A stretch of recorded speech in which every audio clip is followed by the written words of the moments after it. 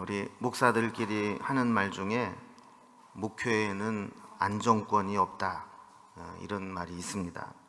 목회를 여러 해 해본 경험이 있는 사람은 목회 여정 가운데 단 한순간도 평안하고 긴장을 풀고 안심해도 될 만한 상황이 없다는 것을 경험적으로 안다는 것이죠. 그러니까 방심하는 순간 어디에선가 문제가 터져 나오게 돼 있습니다. 그래서 편안할 때 더 조심해야 되고 더 긴장해야 합니다. 그렇지 않고 모든 게 다 잘 되고 평안하게 다 된다고 해서 긴장을 풀었다가 큰 코를 다치는 경우가 있기 때문입니다. 우리 신앙생활에도 마찬가지입니다. 신앙생활에는 졸업이 없다라는 말을 합니다. 우리가 이쯤 훈련받고 이쯤 연단받고 이쯤 고난을 통과했으면 이제는 좀 편안한 꽃길이 펼쳐지겠지라고 기대하기 쉽지만 실제로는 그렇지 못합니다. 우리의 인생도 신앙도 믿음 생활도 졸업이 없습니다. 졸업과 동시에 상급 학교에 진학을 해야 하듯이 우리의 인생도 한 고비를 넘기고 나면 그것으로 끝나는 것이 아니라 그 다음에 또 다른 고비를 넘겨야 되고 또 다음 단계를 거쳐가야만 합니다. 가끔 보면은요, 무슨 깡인지 스스로 자기가 신앙의 방학을 선포하고 이렇게 쉬는 사람들이 있어요. 그래서 왜 교회를 안 보이냐고 그러면 방학했다고. 무슨 교회 끊는 거를 학원 끊듯이 그냥 한 1년 끊었다가 다시 나오겠다 이런 사람이 있는데, 여러분 이게 상당히 위험한 행동입니다. 특히 영적인 전쟁에서 마귀는 절대로 우리를 졸업시켜주지 않습니다. 늘 끝까지 우리의 신앙을 쫓아다니면서 시험하는 한 우리의 신앙에 졸업이 있을 수 없습니다. 우리는 늘 깨어 있어야 하고 기도하며 영적인 분별력을 잃지 말아야 합니다. 이것을 알지 못하고 방심했다가는 이 세상 말로 한 방에 훅 갈 수도 있기 때문이죠.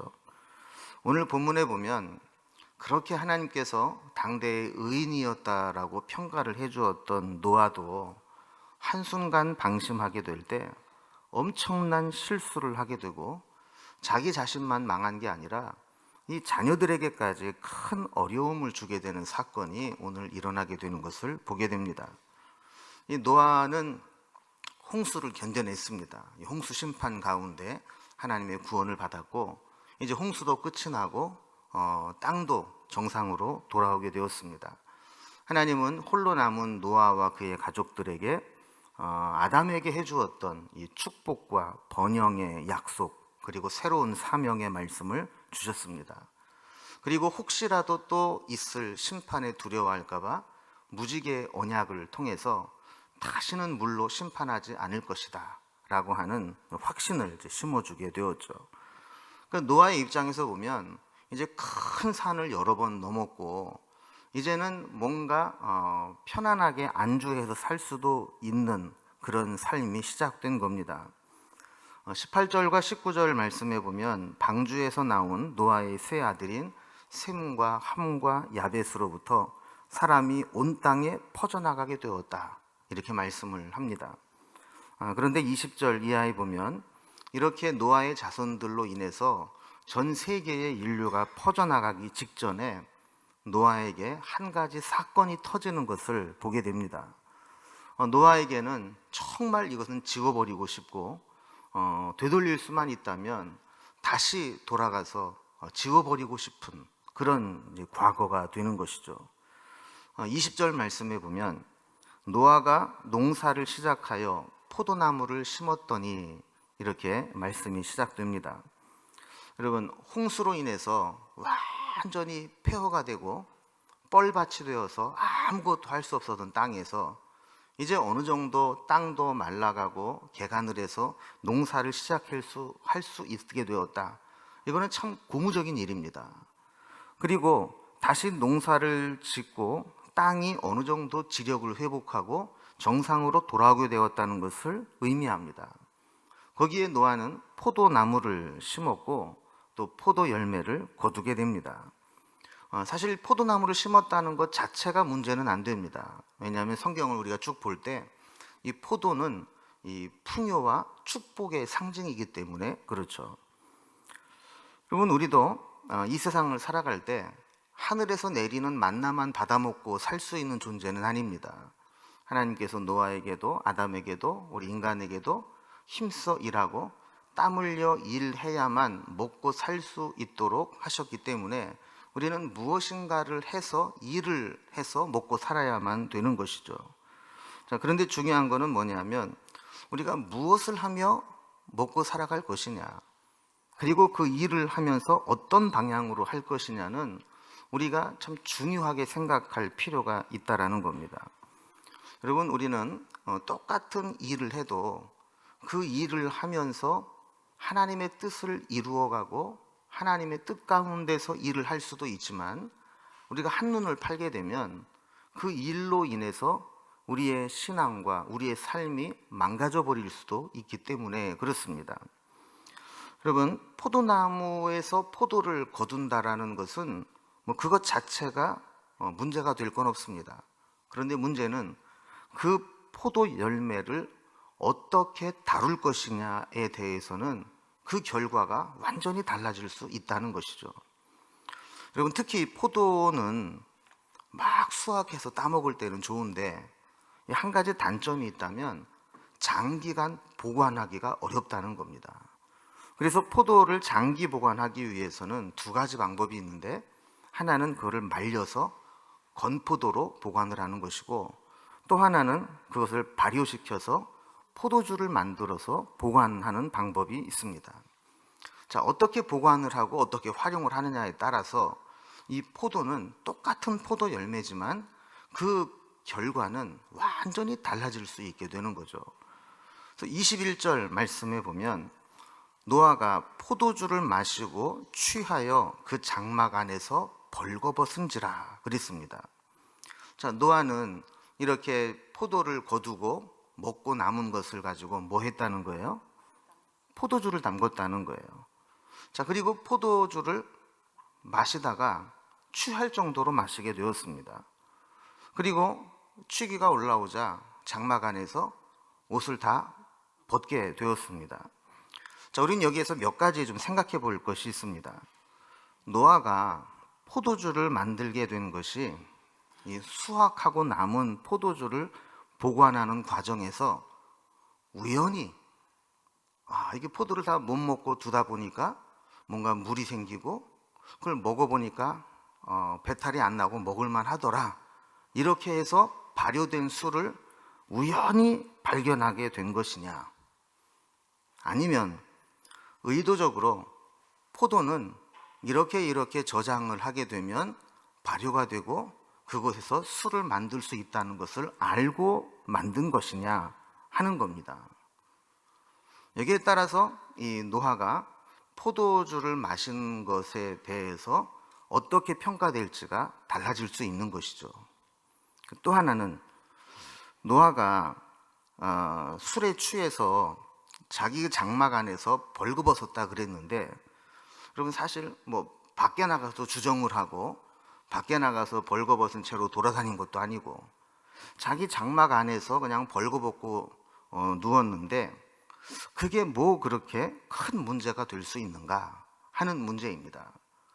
이 두 가지를 우리가 좀 생각해 볼 필요가 있는데, 먼저 이 노아가 포도주를 어떻게 만들었느냐 하는 걸 한번 생각해 보겠습니다. 만약에 노아가 포도 열매를 보관하는 과정에서 우연히 그것이 술이 되는 것을 발견하게 되었고 그것을 맛보는 과정에서 취하게 되었고 취기가 올라서 몸의 열이나 옷을 벗고 자게 되었다면 그것은 노아의 그냥 가벼운 실수로 넘길 수 있는 일입니다. 누구든지 그럴 수 있지 않겠어요? 자, 그러나 어떤 학자들은 이 문제를 그렇게 가볍게 보지 않습니다.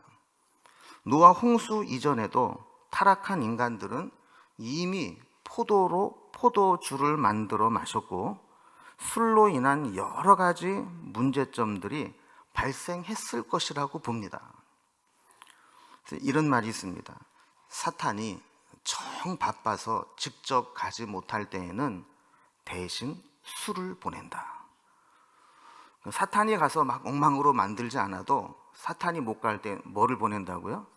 술을 보내면, 사람이 술만 먹여놓으면 사탄이 시키는 짓을 그대로 한다라는 의미입니다. 그 정도로 술은 만악의 근원이 됩니다. 그래서 오죽하면 술 취하면 뭐라 그래요? 개라 그러잖아요. 그리고 사실 많은 범죄들이 술김에 일어나는 것을 보게 됩니다. 평상시 같으면 그런 죄를 안 지었을 사람이 술을 먹었을 때 통제가 안 되고 죄를 짓게 되는 경우가 생기게 되기 때문이죠. 그래서 술 마신다고 해서 그것이 지옥 가는 문제는 아니지만, 술에 취하고 중독된 사람은 절대로 하나님의 뜻을 분별할 수 없고 성령 충만한 삶을 살아갈 수가 없습니다. 노아의 포도주 문제를 심각하게 보는 학자들은 노아가 어느 정도 삶이 정착된 이후에 홍수 이전에 타락한 인간들이 만들어 먹던 포도주를 생각해냈고 포도주에 호기심을 보이다가 결국 포도주를 만들게 되었고 그것에 입을 대기 시작했다라는 겁니다. 자, 그러니까 우연히 어쩌다가 포도주가 만들어지는 것을 보고 맛을 보고 취한 게 아니고, 이미 이 노아는 홍수 이전과 홍수 이후를 경험한 사람 아닙니까? 그 홍수 이전에 그 죄악이 관영했던 그 시대를 살았던 사람이고, 그때 사람들이 술을 만들어 먹고 온갖 죄에 빠졌던 것들을 아는 사람이에요. 그렇기 때문에 그가 처음에 심판을 경험하고 두려움 가운데 있을 때는 감히 그런 생각을 못 하다가 어느 정도 살만해지고 안정권에 들어오고 나니까 그때 딴 생각을 하게 되는 겁니다. 옛날에 말이지, 홍수 이전에 사람들이 술 먹으면 그렇게 사람들이 행복해 하던데, 그냥 조용하던 사람들이 막 노래를 부르고 세상 다 가진 것처럼 그러던데, 그러면서 이 포도나무 심어서 이걸 한번 포도주를 만들어 볼까? 이럴 수 있었다라는 것이죠. 자, 그러다가 이것이 한 번, 두 번 포도주를 입에 대다 보면 이게 중독이 됩니다. 그래서 심각한 경우에는 노아가 포도주를 만들어 먹었다라고, 마셨다, 취했다는 것은 단순히 어떤 우연히 만들어진 것의 맛을 보다가 취한 게 아니고 의도적으로 타락한 인간들, 심판 이전에 술 만들어 먹었던 것을 기억해내고 술을 만들어 마셨다라고 보는 겁니다. 자, 그렇다면 이것은 노아가 우발적인 실수가 아니라 스스로 영적인 경계를 풀고 죄에 빠지게 되었다는 것을 의미하게 된다는 것이죠. 자, 두 번째로 생각해 볼 것은, 그럼 노아가 술에 취한 것까지는 그렇다고 치자. 그러면 그가 장막 안에서 벌거벗은 게 뭐 그렇게 큰 문제가 되느냐, 이렇게 생각을 할 수 있습니다. 여러분, 장막 안이라고 하는 것은 사적인 공간입니다. 우리말로 말하면 집안에서 그랬다는 거예요. 그러면 사적인 프라이버시가 보장되는 이 영역에서 단순히 술에 취해서 취기가 올라서 열이 나니까 좀 옷을 좀 벗었다라면 이것이 그렇게 큰 문제라고 할 수 없습니다. 그 정도 실수는 누구나 할 수 있는 것이고 용인될 수 있는 범위 내에 있는 실수라고 볼 수도 있습니다. 그러나 어떤 학자들은 이 문제도 매우 심각하게 봅니다. 가장 심각하게 보는, 해석하는 학자들 중에는 노아가 술에 취했을 때 음란과 정욕이 몰려왔고 술 기운에 성적인 탐닉에 빠졌다라고 보기도 합니다. 여러분, 단순히 옷 벗었다 이게 뭐 문제가 되겠어요?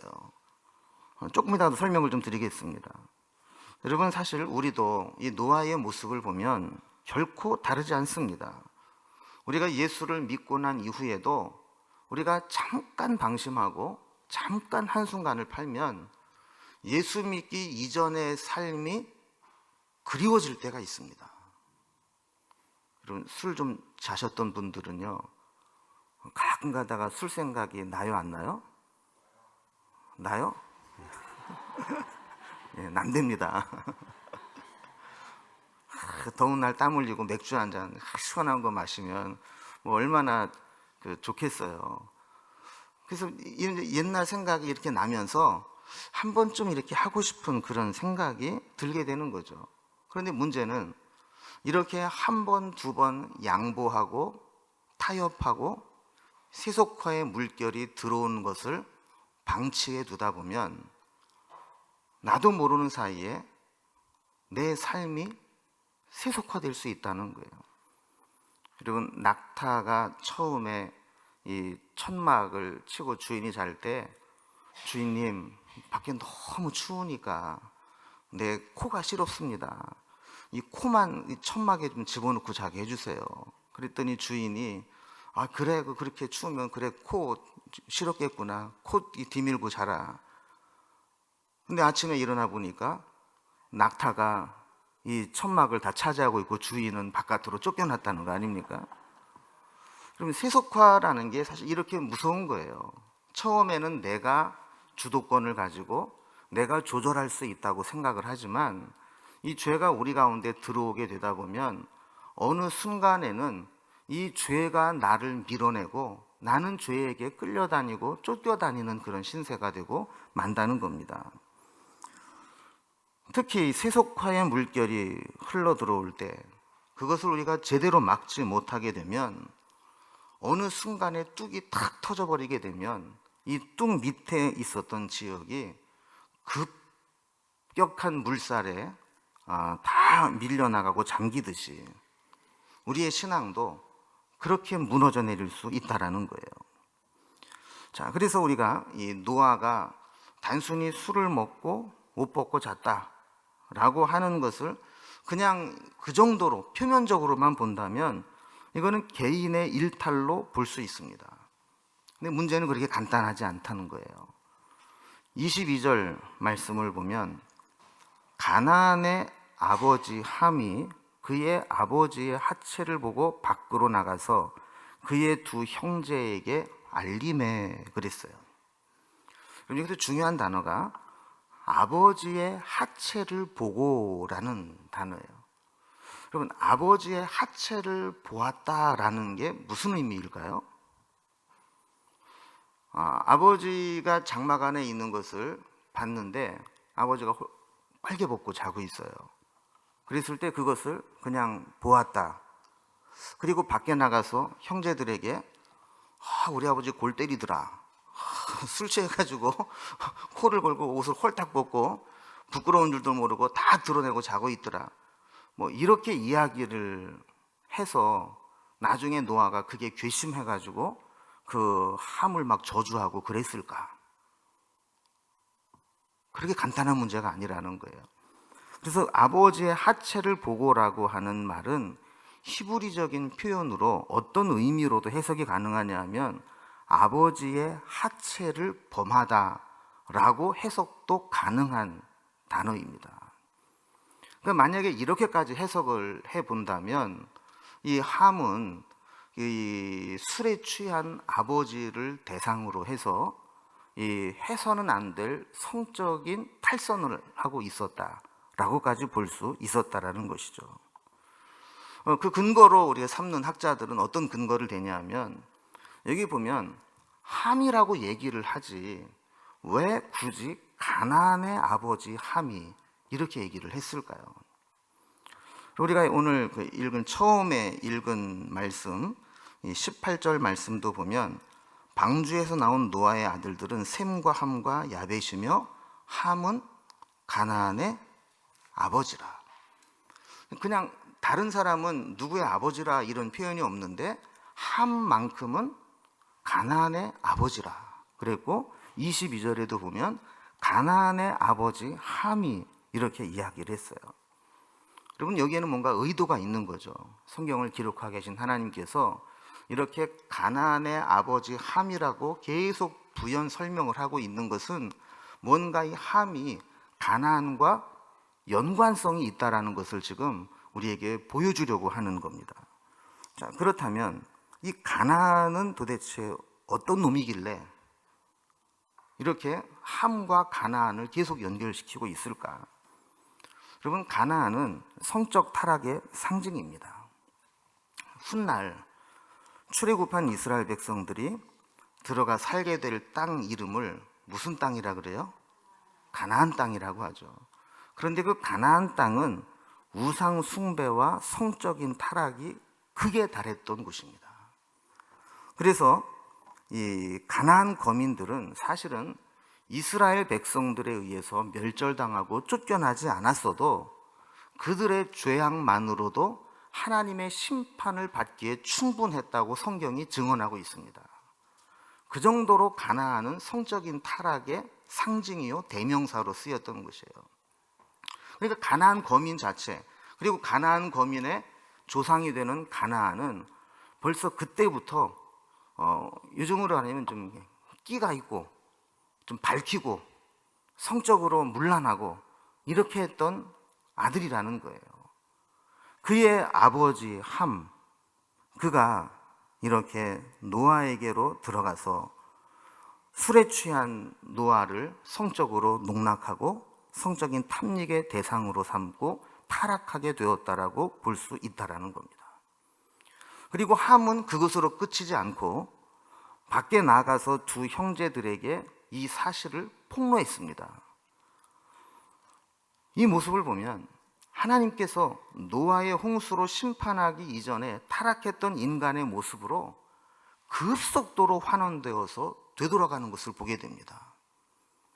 여러분들이 인간의 타락한 본성이 이렇게 무서운 거예요. 그렇게 어마어마한 홍수의 심판으로 다 망하는 것을 보고 나서도 불과 한 세대도 흘러가기 전에, 타락하기 이전에, 심판받기 이전에 타락했던 모습으로 한순간에 되돌아가 버리고 말아요. 여러분, 어떤 요즘에 이제 마약 문제가 아주 심각해지면서 이 뉴스에 보니까요, 어떤 사람이 그 마약으로 인해서 수감되었다가 나와서 출소 기념으로 뽕을 맞고 붙잡혀 들어갔대요.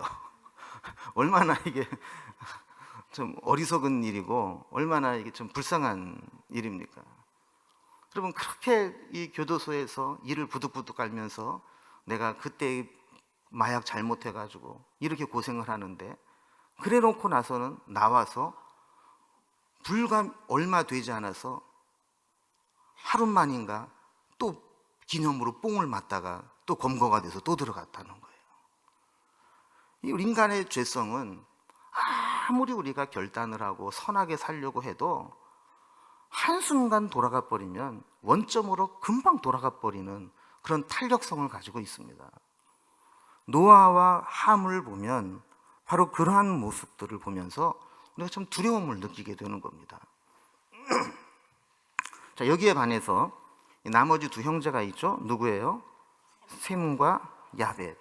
이 셈과 야벳은 함과는 좀 다르게 행동을 했어요. 23절에 보면 셈과 야벳이 옷을 가져다가 자기들의 어깨에 메고 뒷걸음쳐 들어가서 그들의 아버지의 하체를 덮었으며 그들의 얼굴을 돌이키고 그들의 아버지의 하체를 보지 아니하였더라 그랬습니다. 이 말은 단지 그 옛날에 그 사극 같은 거 보면 이 왕 앞에 나갈 때 그 아래 것들은 차마 정면으로 못 들어가고 뒤로 들어가는 거 있잖아요. 뭐 그런 것처럼 예를 보이는 것처럼 보여요. 그러나 사실은 그것보다도 더 중요한 것은 함이 이렇게 타락하기 이전에 성적인 타락이 극에 달해 있을 때의 모습으로 환원되었다라고 본다면, 셈과 야벳은 함과 달리 이런 세상 풍조를 따라가지 않았고 아버지의 어떤 부끄러운 모습을 보고 그것 때문에 내가 시험에 들지 않도록, 행여라도 그것 때문에 내가 실수하지 않도록 자기 자신을 철저하게 관리했던 것을 보게 됩니다. 그래서 옷을 어깨에 메고 뒷걸음질 돌아가 아버지 하체를 덮고 그 순간에도 아버지의 얼굴을, 하체를 보지 않도록 얼굴을 돌이키도록 신중하게 행동을 했던 겁니다.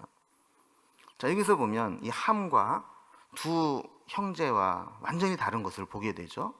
이 함은 급속히 타락해서 아버지와 함께 성적인 타락에 빠지게 되었고, 이 두 형제는 비록 아버지가 실수를 저지르긴 했지만 그들은 여전히 아버지는 존경스러운 하나님의 종이요 선지자로서 여겨지기를 원했던 겁니다.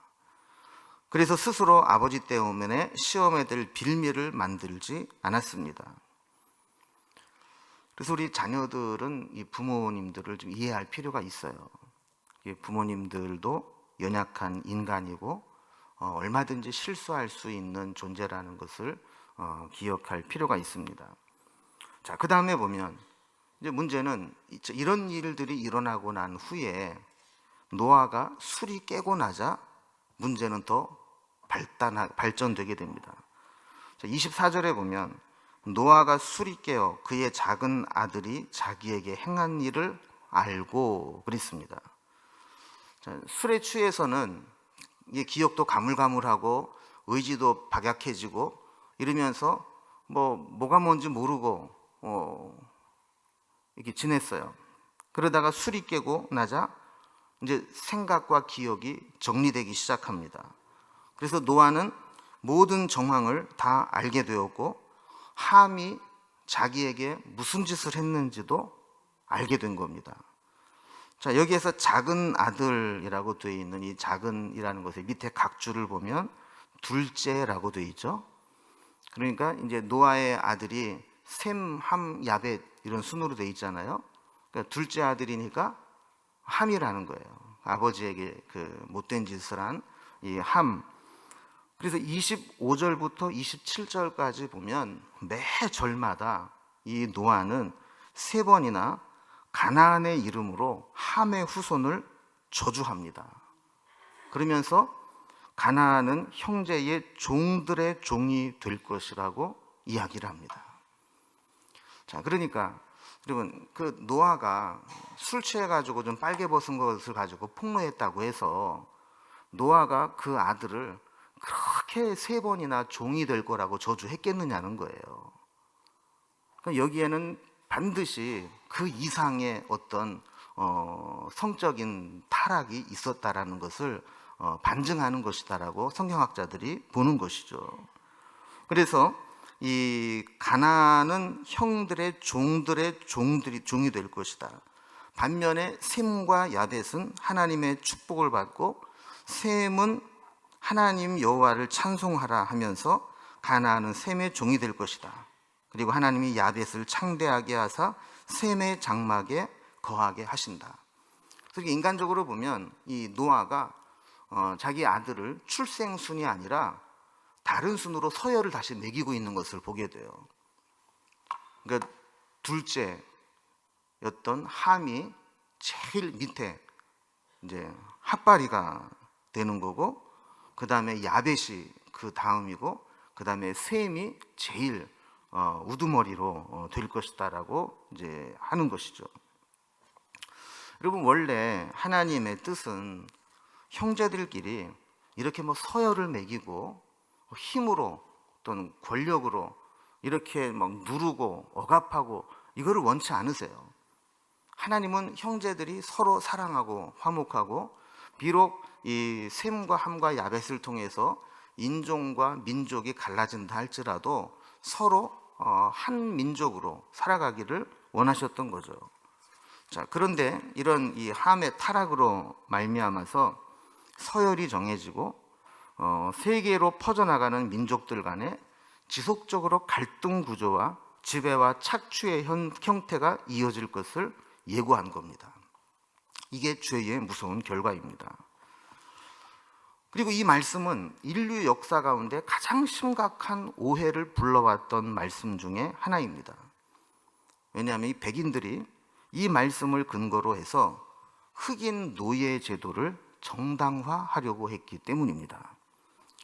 우리가 다음 시간에 살펴보게 될 창세기 10장을 이렇게 보면 노아의 아들들인 셈과 함과 야벳의 족보가 나옵니다. 그래서 그 후손들이 어떤 후손들이 쭉 퍼져나가는가를 이야기하는데, 이거를 보면서 이 백인들은 어떻게 해석을 했느냐 하면 이 함의 후손들 중에는 구스인 아프리카로 흘러간 흑인의 조상이 되었다라고 해석을 하는 거예요.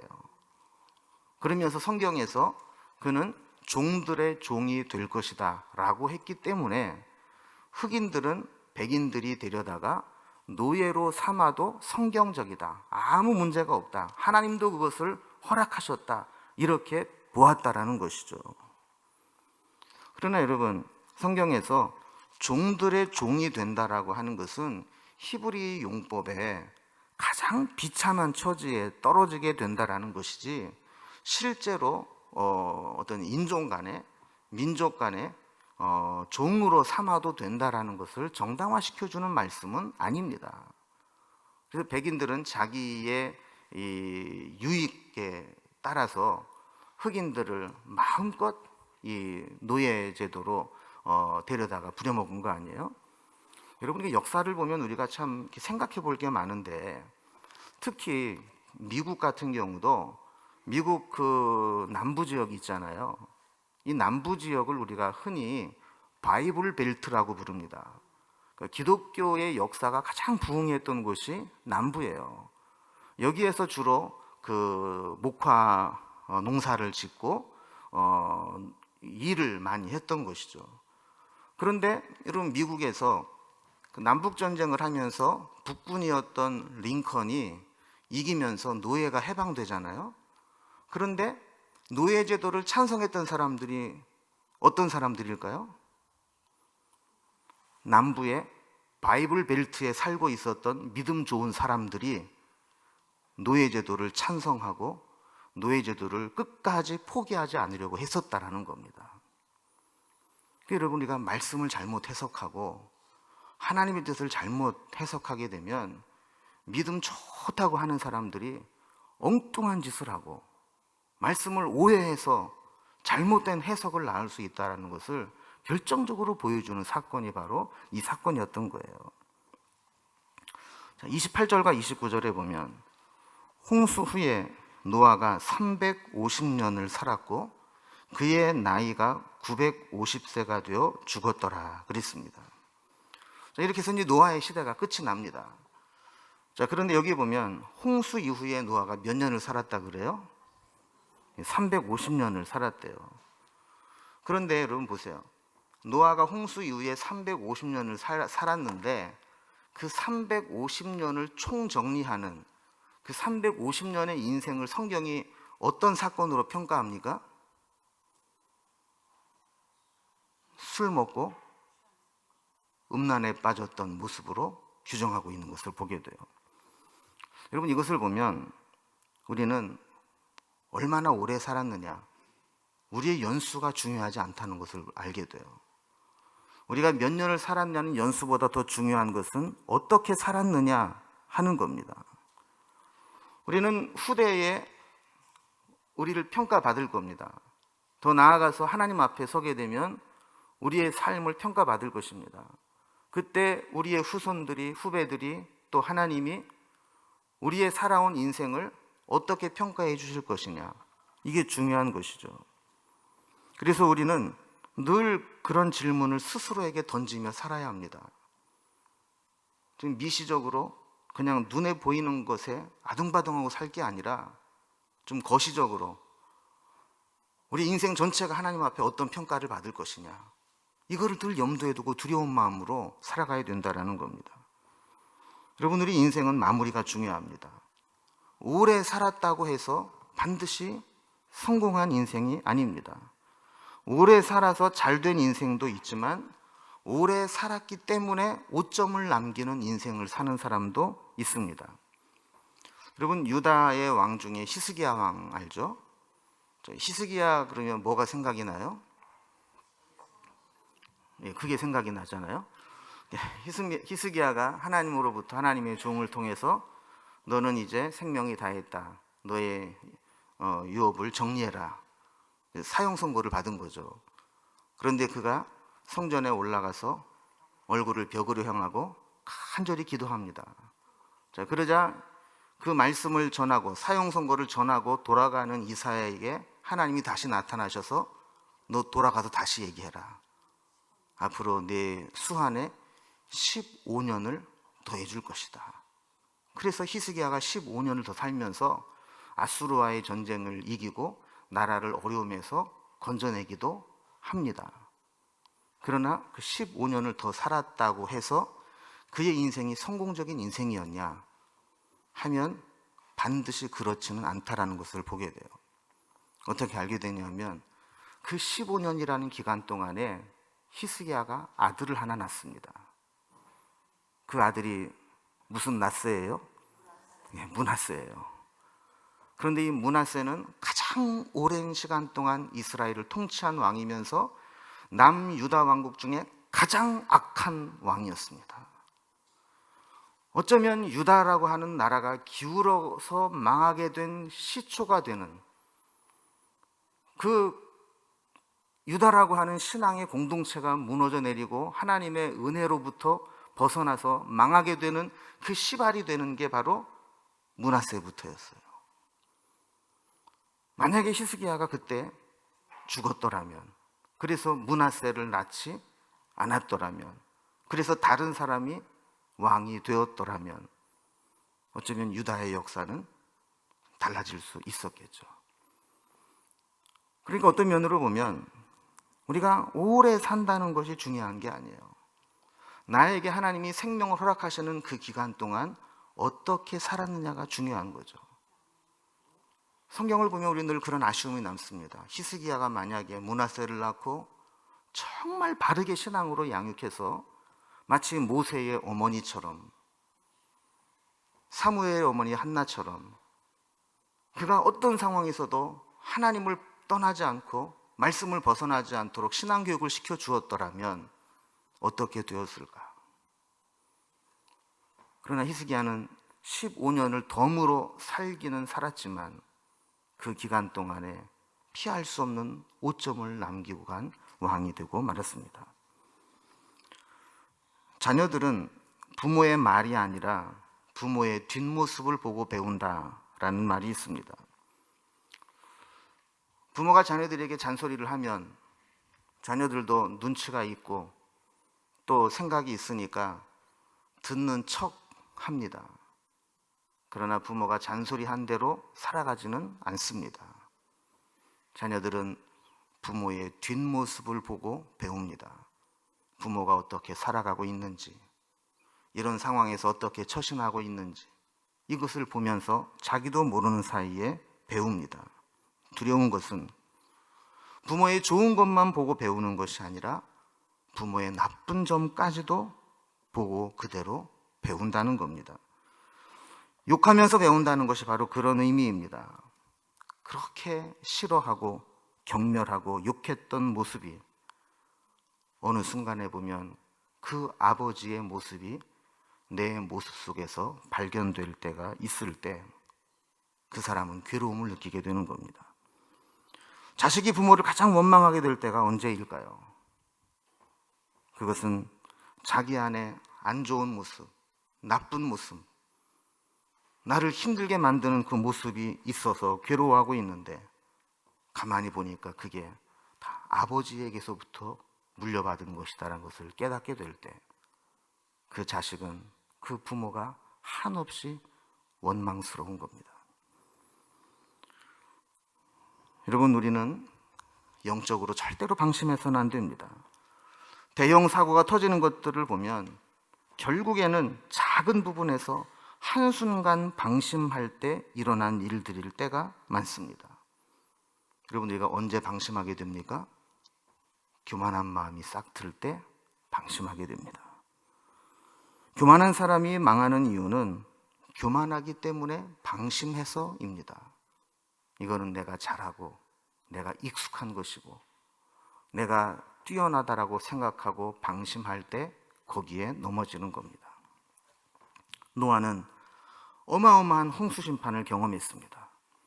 그가 믿음으로 의롭게 살려고 몸부림쳤을 때 하나님께서 그 홍수의 심판을 통해서 구원해 주신 것을 목격했고 구원과 심판의 산 증인이 되었습니다. 그런데 인간이 얼마나 어리석은 존재인가 하면 그러한 극적인 체험을 가지고 있던 노아도 한순간 교만함에 빠지고 방심하게 되고 안일함에 빠지는 순간 그 자신뿐만 아니라 그의 자녀들 그리고 온 인류가 서로 물고 뜯고 지배하고 착취하고 억압당하고 고통당하는 구조로 이 세상을 만들어가게 되는 원인이 되었다는 겁니다. 사람은 한 번 의로운 결단을 했다고 해서 영원히 의로운 존재가 되는 게 아닙니다. 내가 한 번 의로운 생각을 품었다고 해서 나 자신이 의로운 존재가 되는 것은 더더욱 아닙니다. 우리는 언제든 무너질 수 있고 언제든 타락할 수 있고 언제든 죄의 욕망이 폭발할 수 있는 존재임을 알아야 합니다. 노아의 홍수 심판에는 하늘의 창들이 열리고 기품의 샘들이 터졌습니다. 하늘의 창이 열리고 기품의 샘이 터지는 것보다 더 위험한 것은 우리 인간의 내면에 감추어지고 눌려 있었던 죄의 욕망이 터져 나오는 것입니다. 우리 안에 도사리고 있는 죄의 욕망이 터져 나올 때 그것을 막지 못하게 된다면 홍수 심판보다 더 심각한 심판을 받게 될 것입니다.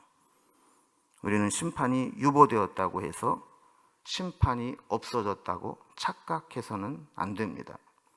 노아를 교훈 삼아 본다면 노아처럼 하나님께서 당대의 의인이다라고 여겨주었던 사람도 방심하게 될 때 이렇게 무너져 내린다면 우리야 어떨까요? 노아를 교훈 삼아서 우리가 끝까지 방심하지 않고 늘 겸손하게 깨어 우리 자신을 살피고 인생의 처음도 중요하고 지금까지도 중요하지만 마지막까지 아름다운 마무리를 할 수 있는 우리 신앙 공동체가 될 수 있기를 주님의 이름으로 기원합니다. 기도하겠습니다.